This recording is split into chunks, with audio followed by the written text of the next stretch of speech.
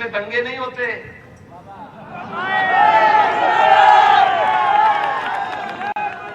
नहीं तो उत्तर प्रदेश में रोज दंगे होते थे। कहते थे लोग कि मंदिर के बारे में कोई बोलेगा तो खून की नदियां बहेंगी। मैं कहता था अरे मच्छर भी नहीं मरने वाला है।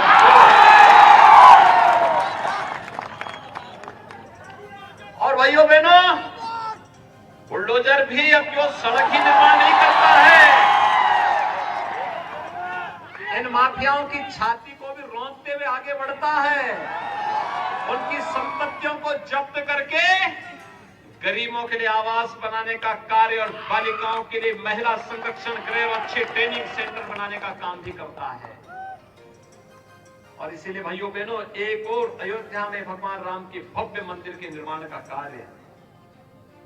दूसरी तरफ काशी विश्वनाथ धाम का निर्माण,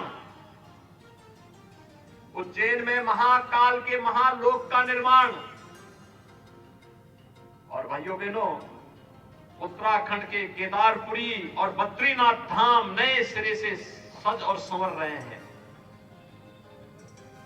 यहां पर द्वारिका धाम भव्य रूप से सज और संवर रही है। माता अंबा का दाता भव्य रूप से सज संवर रहा है। आज भाइयों बहनों, आस्था का भी सम्मान है, सूरवीरों का भी के प्रति भी कृतज्ञता ज्ञापित हो रहा है। नौजवानों के रोजगार के लिए भी नित नई स्कीम आ रही है। अन्नदाता किसानों को किसान प्रधानमंत्री किसान सम्मान निधि का लाभ मिल रहा है।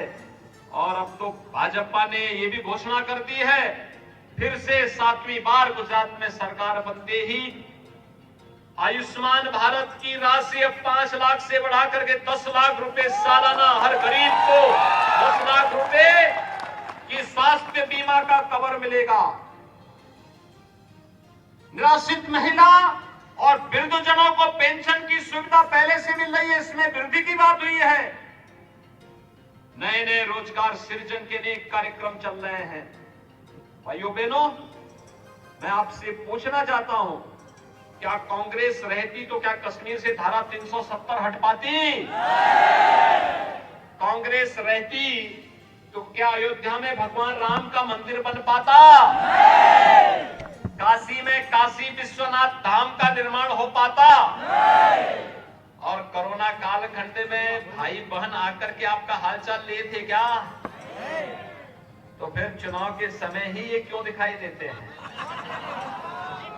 और इसलिए भाइयों बहनों, आपने देखा होगा उनकी कितनी राष्ट्रभक्ति है।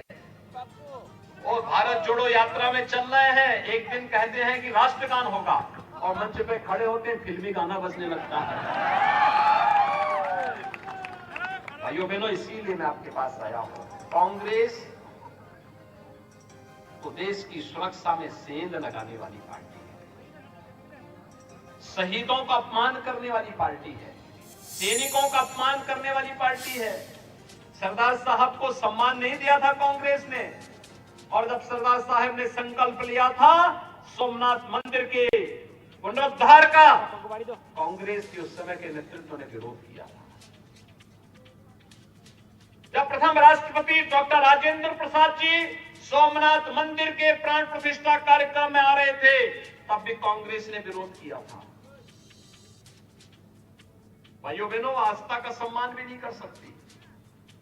अयोध्या में राम मंदिर का निर्माण हो इसलिए ही बाधित था क्योंकि कांग्रेस बैरियर के रूप में काम कर रही है। ये देश के विकास का बैरियर भी है, आस्था के सम्मान का बैरियर भी है, बहन बेटियों की सुरक्षा का बैरियर भी है, और यह देश को समृद्धि के पथ पर अग्रसर करने का बैरियर भी कांग्रेस बनी हुई है। इसलिए बैरियर को हटाइए। दिल्ली से एक और नमूना आपके पास आया होगा, उससे भी सावधान रहने की आवश्यकता है।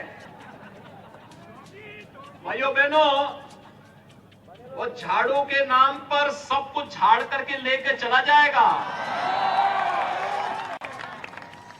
बड़ा सावधान रहने की आवश्यकता है इन लोगों से। ये राजनीति के कुछ नमूने हैं, ये केवल आकर के बोलेंगे कुछ और करेंगे कुछ। इसलिए सावधान रहते हुए भाजपा प्रधानमंत्री मोदी जी के नेतृत्व में सुरक्षा की गारंटी है, भाजपा समृद्धि की गारंटी है, भाजपा विकास की गारंटी है, भाजपा लोक कल्याण की गारंटी है। सबका साथ सबका विकास के भाव को हर नागरिक तक बिना भेदभाव के पहुंचाने वाली पार्टी के रूप में कोई पहचान बनाती है तो भाजपा बनाती है। और इसीलिए मैं आप सबसे अपील करने के लिए आया हूं कि भाइयों बहनों, भारतीय जनता पार्टी गुजरात विधानसभा का चुनाव जीत रही है। सभी सर्वे इस बात को कहते हैं, लेकिन जीत 7वीं बार ऐसी होनी चाहिए जो हर सीट पर छक्का छक्का छक्का छक्का दिखाई दे, शानदार हो, जानदार हो, गुजरात की पहचान के अनुरूप हो। इसके अनुरूप तैयार हैं? तैयार हैं? आप सभी लोग इस बात के लिए तैयार हैं?